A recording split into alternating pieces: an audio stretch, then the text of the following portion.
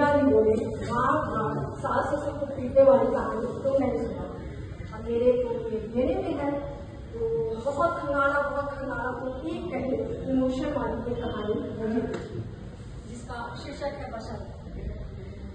हवा का झोंका आया और बालों को सया। मुस्कुराते हुए सोचा, अतीत के धागे इतने मजबूत क्यों होते?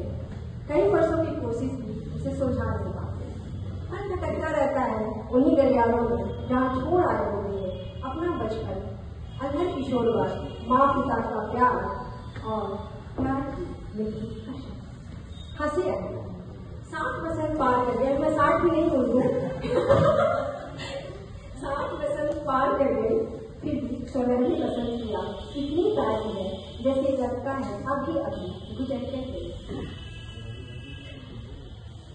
आगे झुककर प्याले में कॉफी डालते हुए प्यार की मीठी कसम महसूस की। क्या उसकी बात किसी को चाह सकी मैं?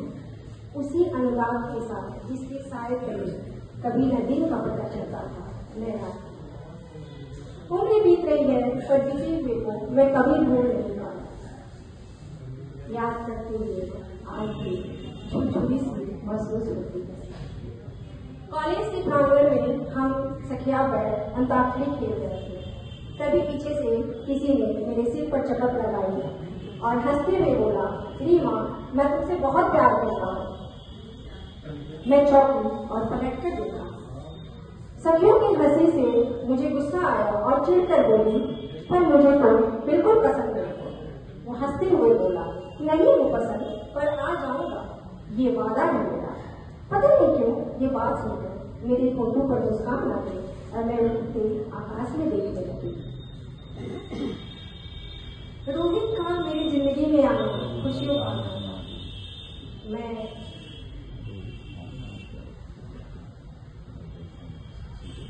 लड़कियों ने मेरी किस्मत को सराहा और मैं खुले आकाश में पंछी बनकर उड़ने लगी। एक दिन लाइब्रेरी में मैं अकेली खड़ी थी। तभी रोहित आया और मेरे हाथों को पकड़कर बोला, रीमा तुम्हें मेरी पहली और आखिरी प्यार हो। मैं तुमसे कोई वादा नहीं लूंगा, लेकिन मैं वादा करता हूँ कि काम सिर्फ और सिर्फ तुम्हें जाऊंगा। तो खिड़की से बाहर कांपते हुए अवनाश के पत्ते, हवा की चीख परिचित आवाज और हमारी सांसों का आरोप आरोप।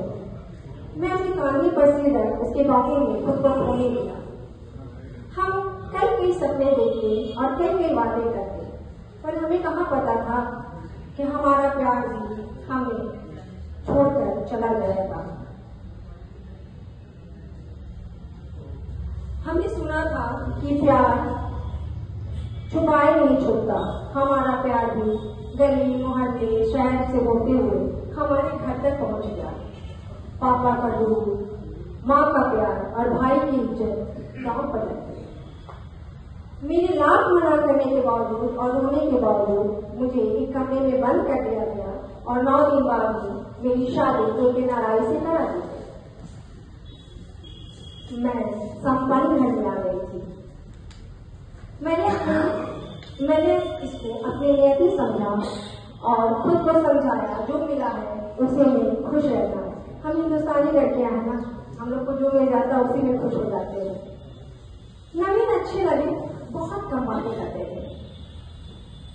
माँ जब भी कहती कि बेटा रीमा को घुमा लाओ, वो कहती घुमा लाऊंगा माँ, अभी तो मैं आया हूँ, अगली बार आऊंगा बिल्कुल घुमा दूंगा। रात को भी काफी लेट गए आते और सुबह बहुत जल्दी निकल जाते। मैं कस में रहती, सोचती कि क्या हो रहा है मेरे साथ। 1 महीने के बाद नवीन चले गए। जल्दी आने का वादा करते, पर वो जल्दी कभी नहीं आया।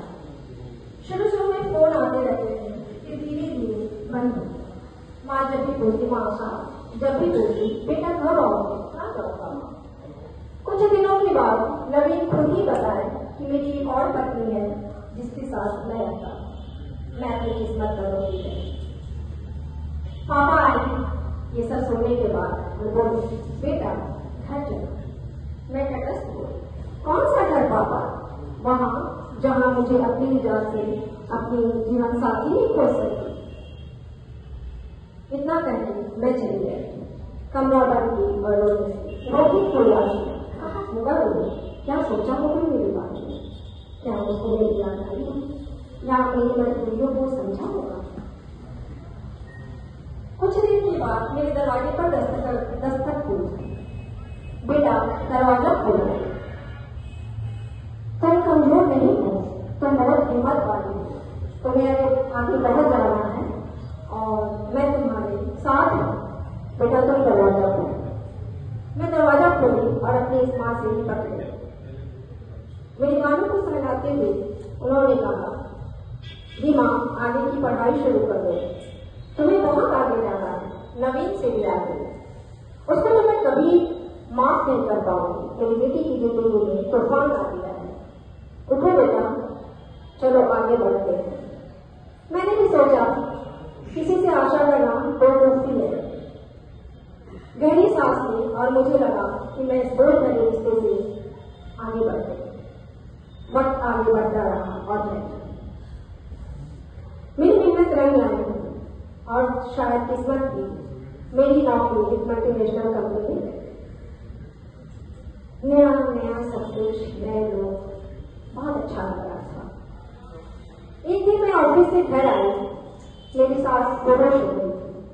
पापा घर में गए। मैं जल्दी से उनको गाड़ी पर बैठा और हॉस्पिटल में गई। ठीक इमरजेंसी के सामने रुकी। मुझे समझ में नहीं आ रहा था मैं क्या करूँ। तभी अचानक रोहित डॉक्टरी खोलती। वो मुझे अपलक देखे जा रहा था आश्चर्य से।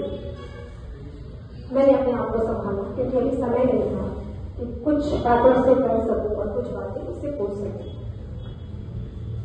रोहित, मेरी माँ की तबीयत ठीक नहीं है, मुझे समझ में नहीं आया मैं क्या करूँ। उसने तुरंत स्ट्रेचर लगाया और उस पर लिटाया। उसके साथ मैं भी बोल गई। ठीक इमरजेंसी वार्ड के सामने उसने मुझे रोका और मेरे कंधे को थपथपाया, मौन आश्वासन कि सब कुछ ठीक होगा। थोड़ी देर बाद वो वार्ड से निकल कर आया और बोला, घबराने की बात नहीं, पढ़ाई अटैक है, सब कुछ ठीक होगा, चलो चाय पीते हैं। कैंटीन में आया तो देखा कि काफी भीड़ थी। चारों तरफ नजर दौड़ाने पर ठीक बाएं कोने में एक बेंच खाली थी। हम दोनों आकर बैठे। वो देखकर मुझे मुस्कुराया। मुझे भी याद आया कॉलेज का वही कैंटीन जहां हम बाएं साइड बैठकर चाय पिया करते थे। चाय और समोसे का ऑर्डर करके वो मुझे देखते लगा। उसके चेहरे पर प्रश्न साफ दिख रहे थे। पूछा, जी माँ कैसी हो? मैं पूछी, तुम कैसी? तुम यहाँ बहुत खुशी महसूस की। तुमसे बिछड़ने के बाद मैं खुद को संभाल नहीं पाया और जिद्दी बनते गया और मुझे लगा कि मैं उस मुकाम पर पहुंच जाऊँ जहाँ से मैं समाज की सेवा कर सकूँ। तो मैं डॉक्टर बन गया। तुम्हारी पत्नी नाम है, शादी नहीं। मुझे लगा कि तुम्हें छोड़कर और किसी से मैं प्यार करने नहीं पाऊंगा।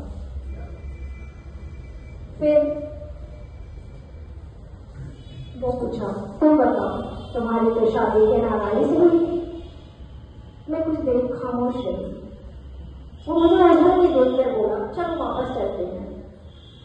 मैंने फिर अपने आप को धीरे धीरे उसे सुना। उसकी आंखें नम हो गई। वो बोला, ओ रीमा, वो प्रश्न थी, मुझे कुछ पता नहीं। माँ पापा को रोहित बहुत पसंद आया। खूब हंसता था, खूब रोता था और खूब खुश रहता था। घर आने के बाद रोहित भी हमेशा घर आते रहता था। एक दिन पापा घर पर नहीं थे और मम्मी कमरे में सो रही थी। रोहित आया। हम दोनों लॉन में बैठकर बातें कर रहे थे। बातों बातों में उसने कहा कि माँ हम फिर मिल सकते।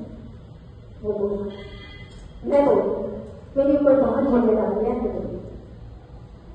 मैं ये माँ पापा को छोड़कर नहीं जा सकती। ये लोग मेरे साथ उस समय थे जब मैं बिल्कुल नहीं अकेली थी। अपने बेटे को भी त्याग दिया इन्होंने।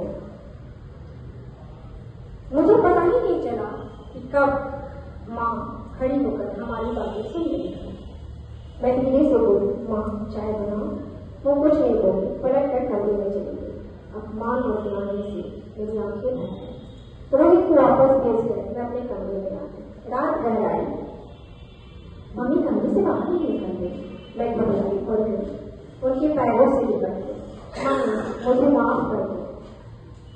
मैं तुमको बताना चाहती थी पर विश्वास भी नहीं खोना चाहती थी। माफ कर दो माँ, प्लीज। माफी तो मुझे मांगनी चाहिए थी बेटी।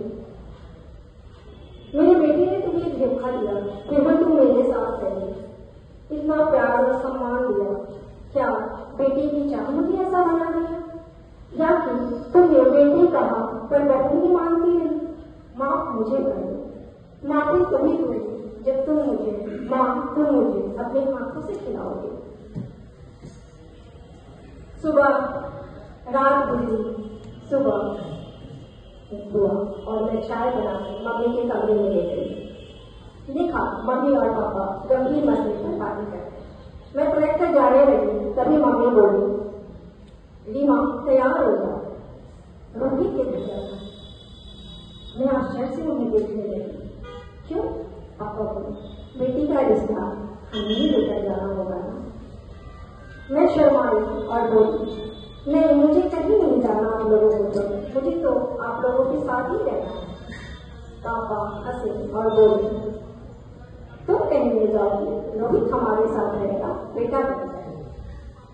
और इस तरह से खुशियाँ हमारे कदमों में आ गई। ये मेरी कहानी का सारा सच नहीं, सफेद